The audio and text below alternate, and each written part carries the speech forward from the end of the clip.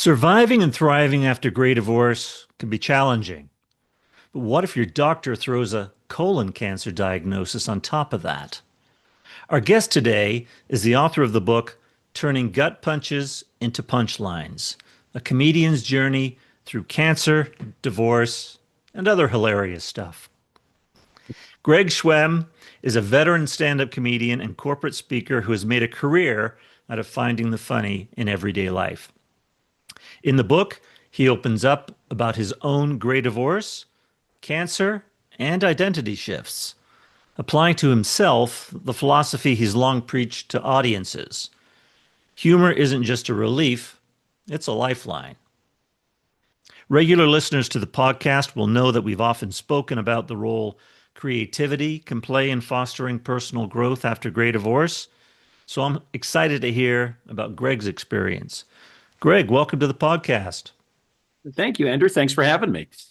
I'm happy to have you. And it's a little bit different subject here, humor and how to deal with, the turbulence of gray divorce, and of course, in your case, a cancer diagnosis on top of that. And I think you might be, helpful to some of our listeners, and maybe men in particular, but I'm sure even our female listeners will get something out of our discussion. Now, you reached out to me a couple of months ago, and via email, and it was right on the heels of Oprah doing her Gray Divorce podcast in front of a group of about 50 people. I think maybe two or three of which might have been men. Yeah, if And you squinted, you could maybe if make if out a few. if you squinted, you might have found a male face.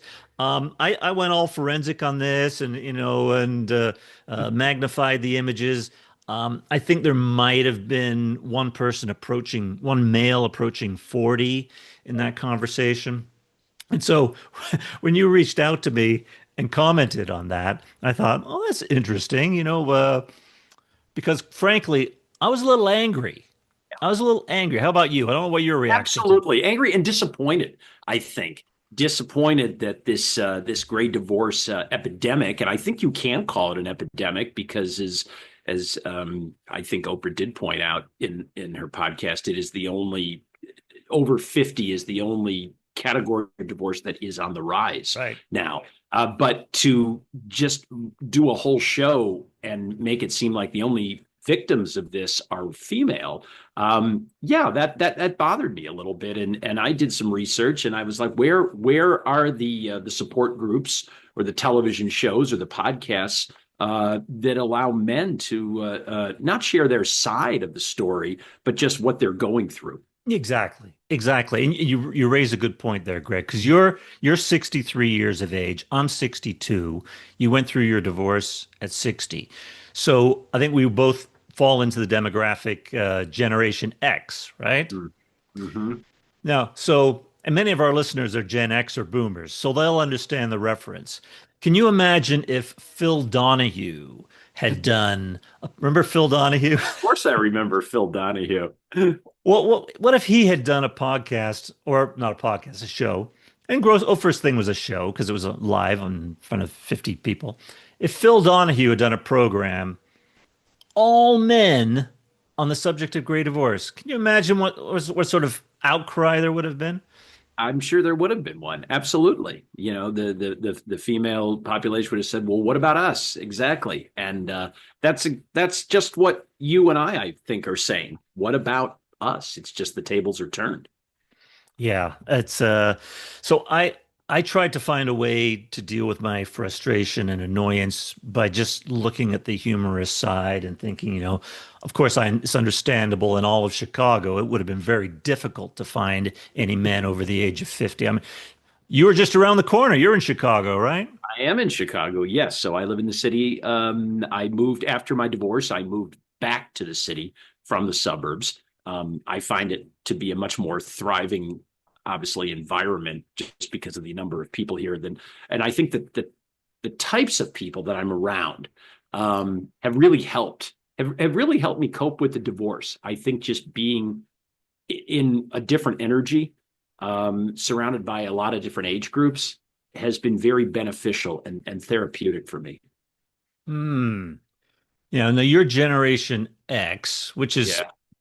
I mean, I read your I'm book. borderline baby boomer. I'd like Bo- to say, I think it was like they're, it's like baby boomers, the cutoff is like born in 1963. I was born in 1962, but I don't think I should be lumped in with the same category as people who were born right after World War II ended, you know? I So can let's go relate. with Gen X. I can relate. It's like I was born in '63, and I'm Right. thinking, yeah, I mean, you think of Joe McCarthy and the nuclear testing, and Yeah, right. I was napping during that time. So I mean the duck and cover under the desk and all that sort of thing. uh, Yeah, but I read I read a good chunk of your book, and once again, the title is "Turning Gut Punches into Punchlines: A Comedian's Journey Through Cancer, Divorce, and Other Hilarious Stuff." And I thought I already knew there'd be a bit of a connection with you because we're obviously similar demographic. You reached out about the Oprah uh, Man Free podcast, but right. then I read. I read in one of the chapters of the book you talked about the music of the 70s and how Oh, and you were driven crazy by the same two songs that drove me crazy as a teenager. You know what those which, are? well, love will keep us together, right? Ah, now That's not it. that's That was not the it. title. That was the That's title of one of the chapters. But well, yes, go of ahead. course, of course. I thought that was a great song, but you're right. Two or three listenings is all you need. It's so Right. sugar sweet. Uh-huh. But the other two songs, Let me see what I mean. You Light Up My Life. Is that one? yeah.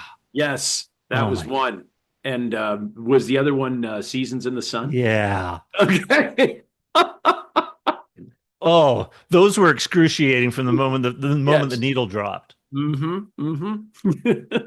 You still both of them pop up. Debbie Boone and Terry Jacks, whose seasons still pop up like in the "Where Are They Now" on my social media feeds because we know social media can hear us talking, so they just Yeah. sort of they stick the needle in my eye about once a month on social media.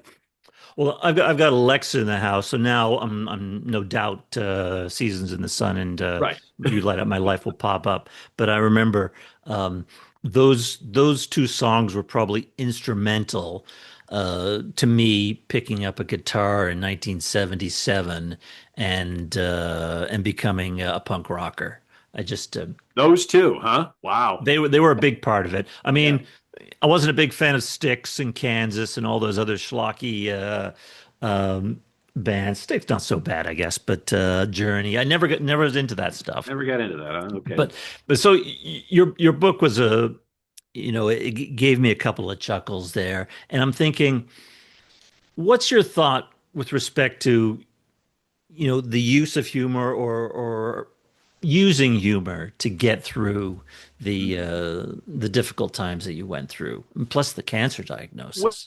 yeah, I'm all in favor of it, obviously, as a comedian. That's probably a bit of a biased statement, but I think that, you know, being able to laugh at your situation is something that's not going to come to you right away.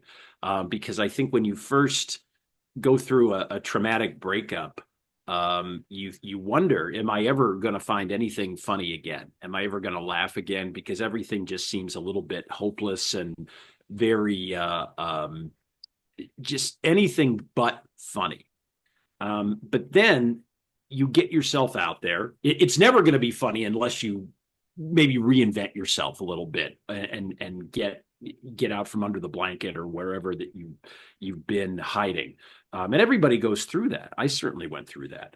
But once you're out there and you talk about it, and eventually I think humor will come from it. And you don't have to be a comedian to do that. You don't have to create the humor. It can come to you. You start talking with people, and eventually you're gonna come up with a story about something that happened in the divorce, or something that your lawyer said, or just some weird type of a situation, and you're gonna end up laughing at that. And once you do, to me, that's you've turned a corner.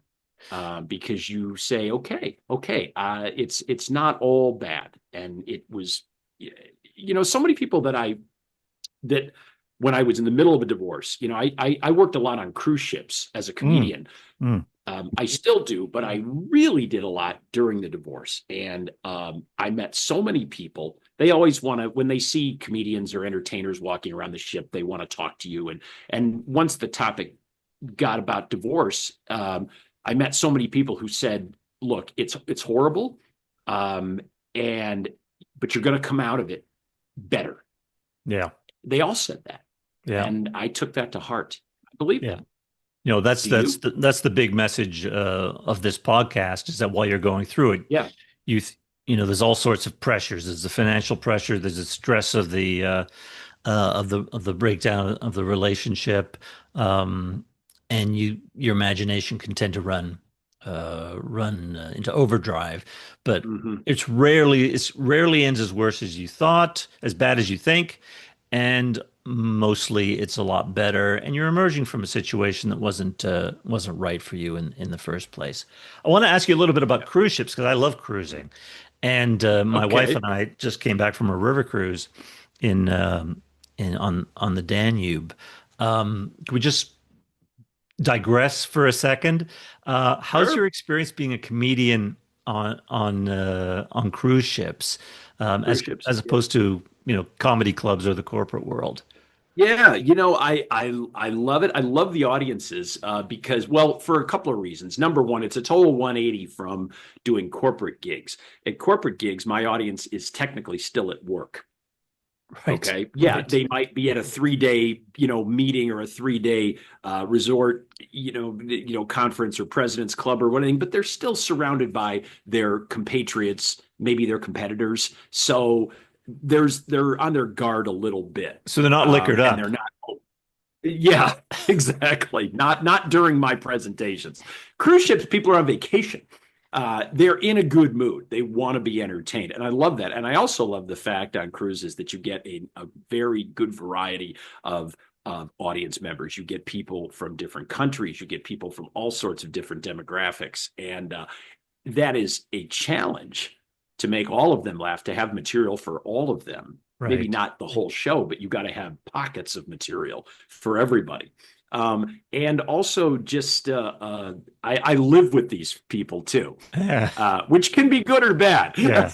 It's great if you do well, but I'm a people person. I love talking to people. As I said, it helped me out a lot. I just love talking to people after shows on ships and finding out about them. They want to ask questions about me, but I'm as much interested in their story as they are in mine. That you're talking about being a people person. Laughter is a great connector, and you mention this in your book. It is. And Yeah. it would seem to me, I mean, I wanted to, before we get into that, I'm thinking, I appreciate what you said about you don't have to be a professional comedian or a corporate speaker to, obviously, we all have various levels of sense of humor. And there's a difference between being funny. You don't necessarily need to be funny to appreciate, to have a good sense of humor. I'm curious, No. as a comedian, I'm interested in hearing your distinction because this is what I've said in the past is, people will say, "Oh, I'm funny," and typically the people who say I'm funny are not particularly funny, but they may have a good sense of humor, which is a different Or I'm thing. really funny after a few drinks. Yeah, Yeah, I agree. Yeah. Yeah, when people say when I have a few drinks, I'm funny. I always like, Josh, I got a meeting I have to get to. Anyway, yeah, I think that sometimes people are thinking that the only people that can make people laugh are people who do it for a living. That's not true. Everybody can make other people laugh. Okay, they just don't know they're doing it. We as a comedian, I'm told this is what time you're making people laugh. You have a show. It starts at 8 o'clock. You're on from 8 until 9 p.m. and you have that hour to make people laugh. Most people don't have that. But I find sometimes that it works in reverse. I think sometimes comedians we're looked at as we're just put on this earth to make other people laugh. And what people sometimes don't realize is that we have our issues too. Yeah. Um, Yeah. and that's been well documented. I mean, there's a Yeah. lot of very well, kids who've lived very traumatic lives, ended in very tragic deaths. Right. But we all have our issues too. And I think that one of the things I like to convey on stage, and that's why I talk about divorce, and that's why I talk about cancer in a humorous manner, is I want my audience to say, look, I've got issues too. And uh, if anything, I want you, the audience member, to be able to relate to those a little bit. And you're seeing me make light of them. Maybe you can do that as well. No, that's great. And that's what I found in your book because people can relate to people going through divorce can relate to what happened to you because it happens to so many of us going through divorce is first of all, no one comes out of divorce wealthier financially than they were before. I mean, typically people are losing half of their net worth. So you deal with that in your book. You deal with looking for a therapist, which I think is great. I mean, I never even considered a therapist in my life until I was going through my divorce. And we both had similar experiences there. Tell us a little bit about your experience looking for dealing with having find someone to talk to. Yeah, and it didn't happen right away. I was kind of dragged kicking and screaming into therapy. Yeah, most men are, I think. Yeah, my attorney said, "Well, because I think we're guys. Hmm. We're tough. We can get through this ourselves." Right.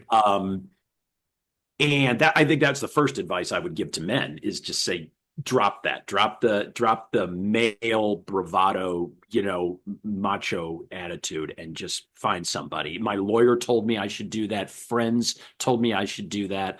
And eventually I did. But even when I did, I wasn't sure what I wanted to reveal. I wasn't sure what I wanted to talk about. There was a lot of issues at play, and it was like, do I want to?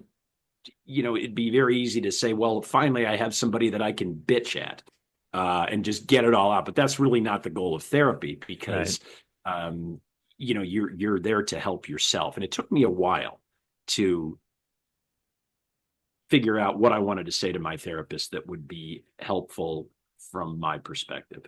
But you had a trouble finding one because as did I, and I never ended up Yeah. speaking to one, but I know a couple professionally, so I used to get a little free advice here and there. Too. But I have a relative who's a family therapist. She gave me some free advice too, but eventually it got a little bit too like, okay, we got to get family out of this, and I got to go yeah, to professional. But you've got to click with somebody too. I mean, yeah, I first of all, we were just coming out of COVID, and a lot of this was, well, I can see you online. I didn't want to do that. I just believe that therapy should be one on one in person right. because you see body language and movements and things like that you probably wouldn't get at a computer. So it took me a while to find somebody because therapy exploded after COVID. Everybody was going to Yeah, therapy, so it took me a yeah. while to find somebody that had appointments. And then the first one I went to, I was just like, I'm not sensing any kind of a connection. It's not like I didn't think he knew about my issues and cared about my issues. It just wasn't happening. And then I dropped it for a couple of months. And then I found somebody else that I'm still seeing, not that often, but I more see him when I have an idea that I'm like, we need to hone in on this. And that's all part of the healing process for me. I've discussed this on the podcast before, and this is a topic sensitive to both of us, is that men typically pay a greater social penalty after divorce than women, generally. I mean, I'm not saying women don't either, but the women are known typically to experience a little more of a penalty on the economic realm. And studies have shown that, a woman's financial well-being typically deteriorates a little bit more. But in the terms of the mental and emotional well-being, men, the research show, tend to suffer a little bit more. And I think Yeah. part of it might be that we're unlikely or not as disposed to reach out. And then, frustrating things like, you know, going back to Oprah again, having a podcast for 50 women, or an audience of 50 women and two or three men. Why is it that you think that that we seem to lack these resources? Yeah. Well, I think, women have more friends than men, I think. I Yeah, mean, yeah, women have many best friends. yeah. Men don't. We don't really have, I think most men are very much lacking in friends. I keep Um, losing them. and I think I know. So They keep so they I think keep there's less people when it's and they keep yeah, they keep well, just I was gonna say they disappearing. keep Or I, doing I don't know, but my point was that doing they what? keep doing guy things. And I say I can't put up with this crap Yes. anymore. Okay. Right, right. So I think when we're separated, when you're married, your friends are other couples, Right. but they were probably introduced to you the wife probably had more of the connection. All right. She probably had a bigger connection with the spouses of your friends group. Right. So more so than you did. I found that out. I lost all, with the exception of maybe one or two. I just don't hear anymore from my friends in my married life, which is both disheartening, something I didn't think was going to happen, but I guess I could say understandable. I think that people don't want to. I think it's very difficult to not make it seem like you're taking a side, and I think that's why friends step away because they just don't want to deal with whether or not they feel like they're going to have to take a side. I mean, I have said to friends, just come on down and let's hang out in the city. And we're not going to, we don't, I just want to hear what's been going on in your life. I mean, Right. I'm not inviting you down here so I can unload on my Right. divorce. That's hardly the case, but I think that's been very difficult to convey to my friend group. And I'm sure that's what happens with a lot of men. And you don't realize that's going to happen. Uh, you figure, well, they've been my friends for 29 years. Why wouldn't they still be my friends now? And it really Right. is a bit of a shock to the system and something I had to really work at overcoming.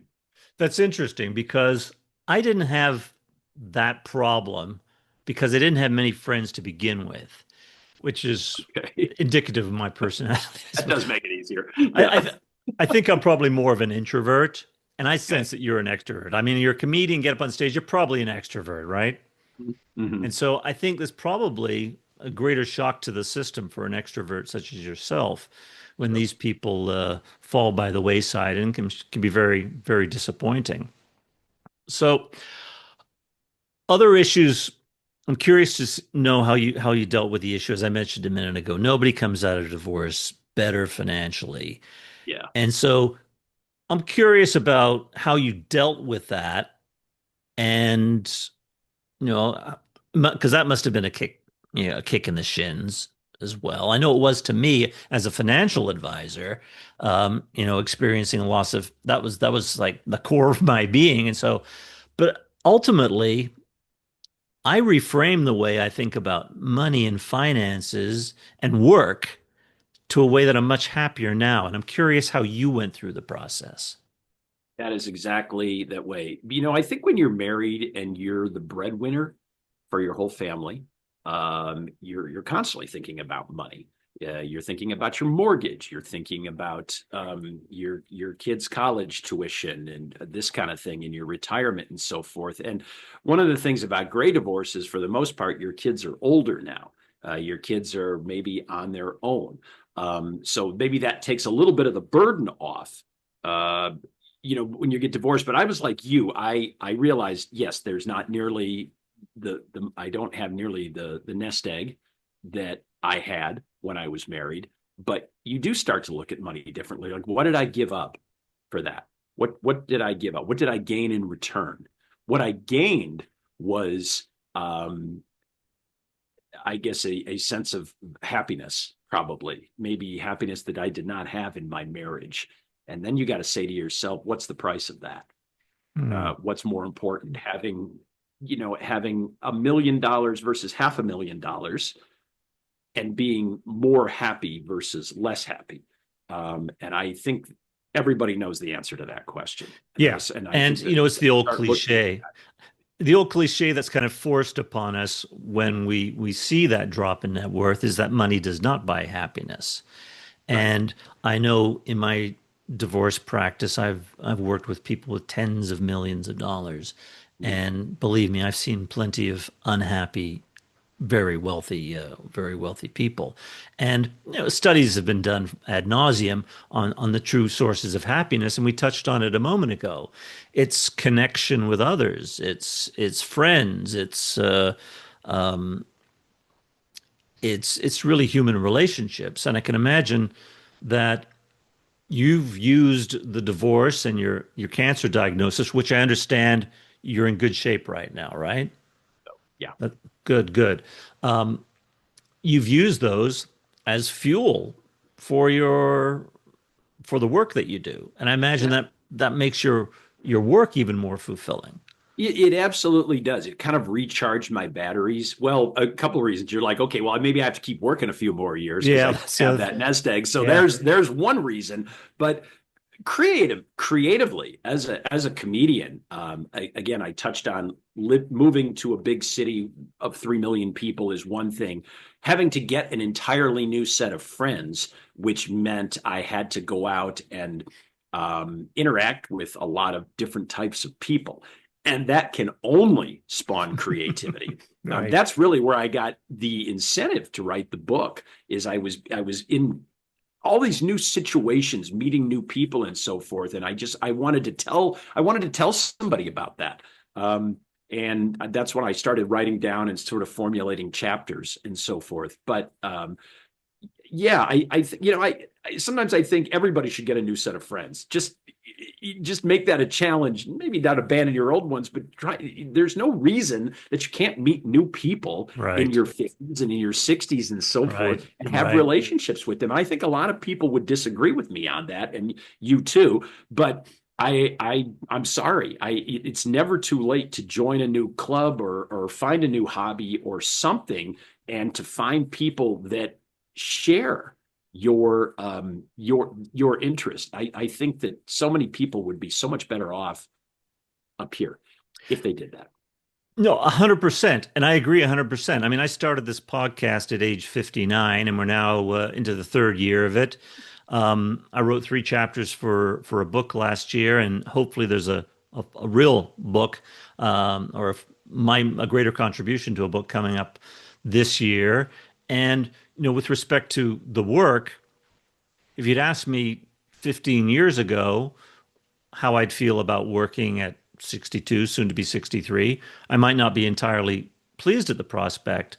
Well, now my work has transformed into, you know, doing working with a group, people emerging from Gray Divorce largely, although I have many different sorts of clients, but my marketing focus or my outbound focus to the world is dealing with Gray Divorce, and people relate to that, and we can have the conversations, and it doesn't feel so much like work anymore. It's inspiring, and you're making those connections, Mm-hmm. and you're building good habits. I mean, getting a podcast out every 2 weeks now I'm thinking, geez, I can't stop this. Yeah. People are reaching out to me from across the country. You reached out to me. We wouldn't be having this conversation and Right. hopefully helping other people Mm-hmm. if I hadn't taken that initiative to create something the way that you wrote the book or Yeah. create material. And this is why I think that, creativity is so powerful because it builds that connection that you're talking Yeah. And about. I took on your side hustle was creating a podcast. I mean, I have a side hustle too that I got into right after I moved back to the city. Because now remember, so I'm back in the city, but I've lost all of my friends. I'm more or less by myself in a city of 3 million people. And I happened to come across an ad on LinkedIn for a tour guide of the city, and I thought, wow, that really is right in my wheelhouse, because it's kind of an extension of what I do. You're in front of people. You're talking about something that you're passionate about. I mean, in my case, it's my job is I'm passionate about making people laugh. In this case, I'm also passionate about the city that I live in, that I return to, and I started doing that. So that is what when I'm not on the road now, that is what I do. Is I work for this company and I give walking food tours of Chicago, and absolutely love it. And I feel like it's a job that just fell from the heavens for me at that particular time in my life. And I would have never ever considered doing that when I was married, probably. Yeah. Probably didn't even know something like that existed. Yeah. And I do think that people, particularly gray divorcees, should always be on the lookout for opportunities like that, because I do believe in karma, and I do believe that, good things happen for a reason. And this is certainly one of them. I think the key there is that this side hustle, it uses one of your strengths, Right. you Right. know, communicating with people, Mm-hmm. talking. And when you're Mm-hmm. using your strength, you're getting energy from what you're doing. When you're doing something that you really can't relate to, and I know your book, you have some, this wasn't your first side hustle. You went through, you tested a couple others out, right? Well, maybe back in the day I probably did, but yeah, no, no, this actually was my first one where I could probably term it was a side hustle, because I was Mhm. still, had plenty of work on the books, but my work takes me away. And Right. I wanted something that would keep me in Chicago. It's like, why move someplace new if you're not going to spend any time there? I I'm mean, referring to your time at Amazon. oh, oh, I've already repressed that, Yeah, Andrew. you put that in the Yes, locker. okay. I'm sorry. Yes, yes, I did. The working at Amazon, though, that was an interesting. You know why I wanted to work at Amazon? I had this Free sense. So stuff. free stuff, right? Gift cards. No, I had this vision. Obviously, when you first decide to get divorced, you panic a little bit. You think, okay, financially, am I going to be okay? Or what's going to happen if all of a sudden the bottom drops out on the comedy speaking business and so forth?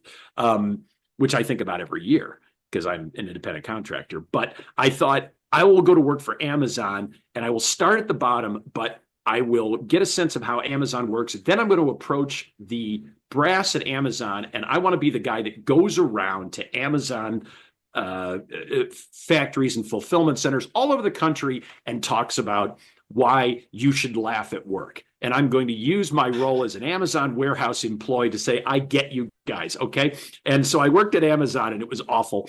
I worked It there didn't for two. fly, huh? And when I pitched that idea, everybody looked at me like, would you just get back to the floor? And what are you doing here? You're pitching? You're creating a role for yourself. We have boxes coming in. Yeah. You need to scan those. Okay, go away, peasant.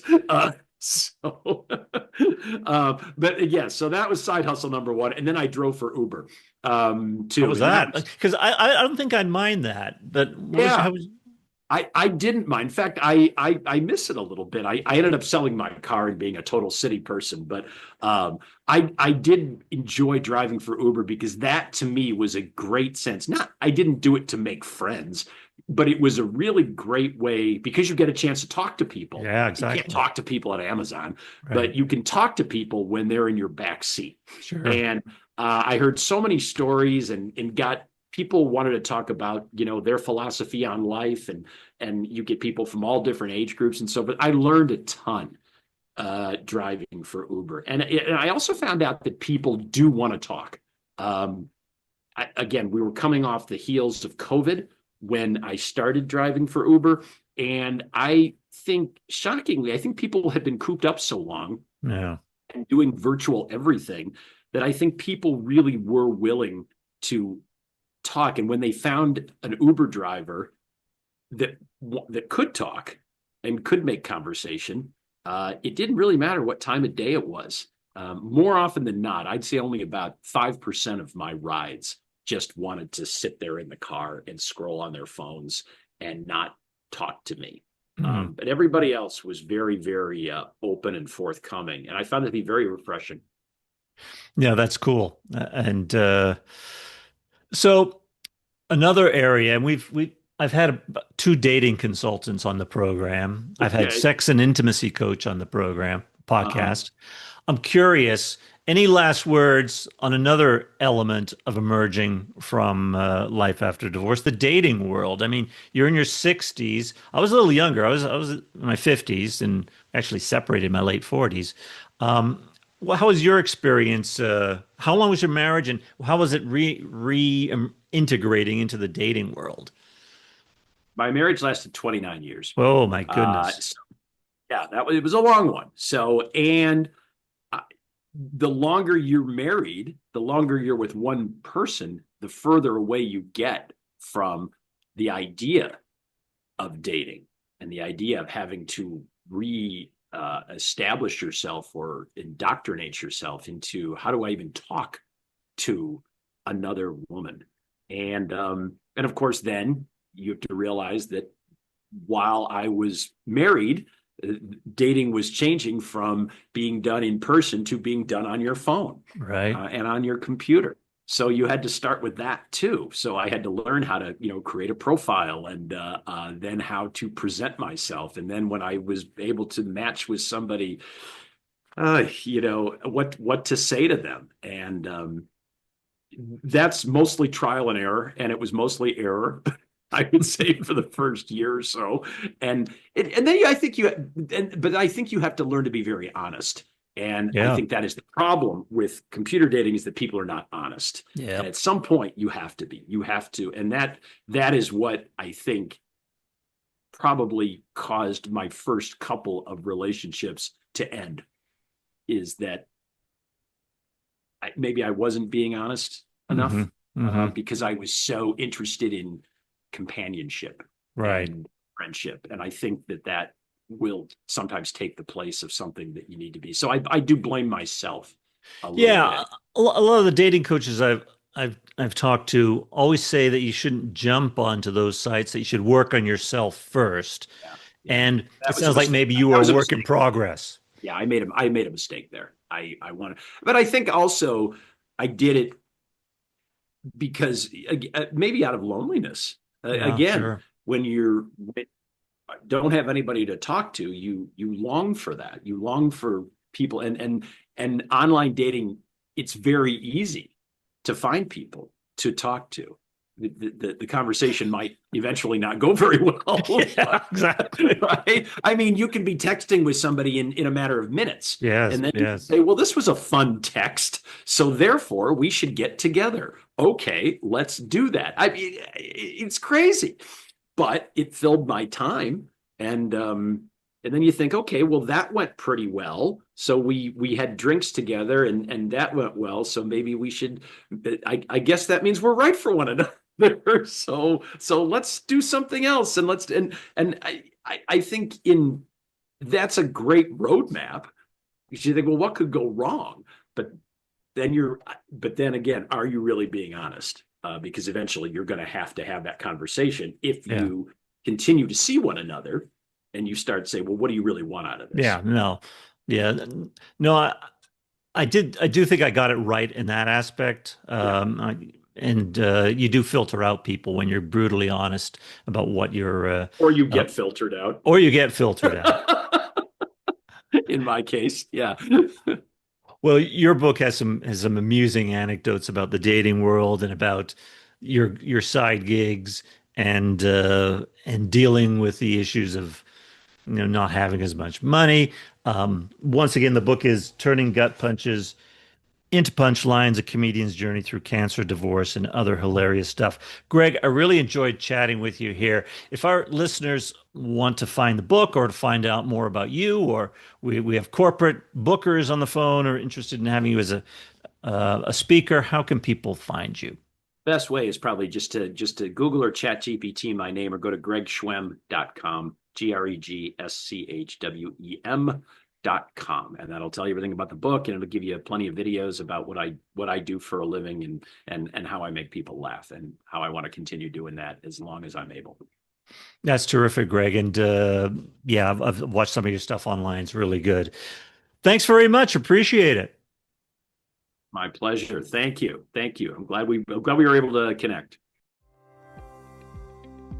Thanks so much for tuning in to this episode of the Grey Divorce Podcast. To learn more or get in contact with your host, you can visit Andrew's website at transcendretirement.net.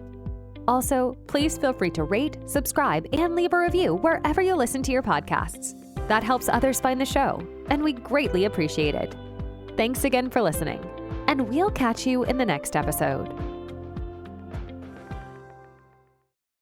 Information provided is educational only and should not be construed as legal or tax advice. Each situation is unique and should be discussed with your tax or legal advisor prior to implementation. Andrew Hatherley is not an attorney and does not provide legal advice. Information provided is financial in nature. Advisory services offered through Hatherley Capital Management, LLC. Divorce financial analysis services offered through Wiser Divorce Solutions, an affiliated company.